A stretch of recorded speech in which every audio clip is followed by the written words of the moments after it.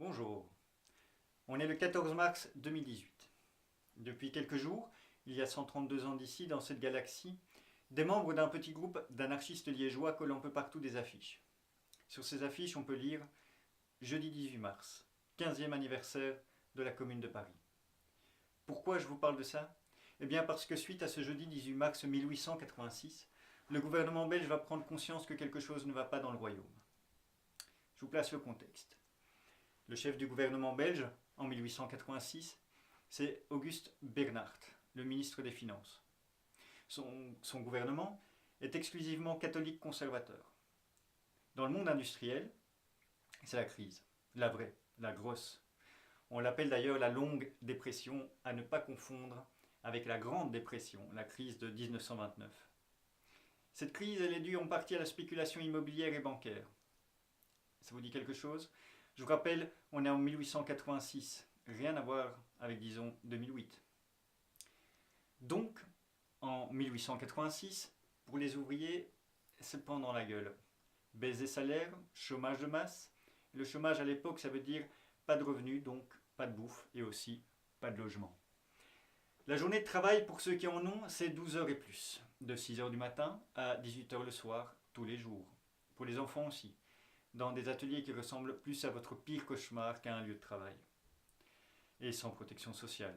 À l'époque, la Belgique appartient à 2% de la population. C'est le principe du vote censitaire. Ceux qui votent ont au moins 25 ans, sont mâles et paient l'impôt appelé le cens, d'où le vote censitaire. Un impôt un peu difficile à payer car en 1886, seuls 117 000 Belges votent. 5,3 millions de Belges ne votent pas. Donc, le jeudi 18 mars 1886, le petit groupe d'anarchistes attendait à voir quelques dizaines de sympathisants tout au plus pour se remémorer l'histoire de la Commune de Paris. Eh ben, c'est un peu un succès de foule. Les travailleurs viennent de partout. Il faut dire que le POB, le Parti ouvrier belge, vient de publier un pamphlet intitulé « Le catéchisme du peuple ». Le pamphlet s'en prend ouvertement au système censitaire et appelle au rassemblement à Bruxelles pour le vote universel. Le peuple est chaud boulette. La foule défile dans les rues de Liège. Il faut se remettre dans le contexte de l'époque. À l'époque, Liège, c'est la ville des bourgeois. Et la périphérie industrielle, là où les ouvriers s'entassent dans des logements insalubres, ça se mélange pas trop. Pas du tout même. Du coup, ils sont vachement surpris par les magasins, les vitrines, les rues propres et bien tenues. Ils s'arrêtent devant une boulangerie et ils crèvent la dalle. C'est l'émeute. Ça pète et ça revendique. D'abord dans les rues de Liège. Le bourgmestre prend des mesures, mais c'est trop tard. La situation est hors contrôle.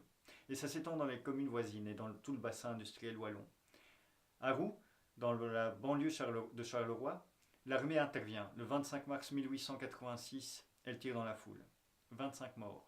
Il y aura 77 arrestations. Les émeutiers payent cher le soulèvement improvisé. Mais ils ont marqué des points. Le pouvoir est surpris par la violence de ce soulèvement et il va mettre en place quelques mois plus tard la commission du travail qui aboutira à des mesures, disons, très progressistes pour l'époque et pour la Belgique.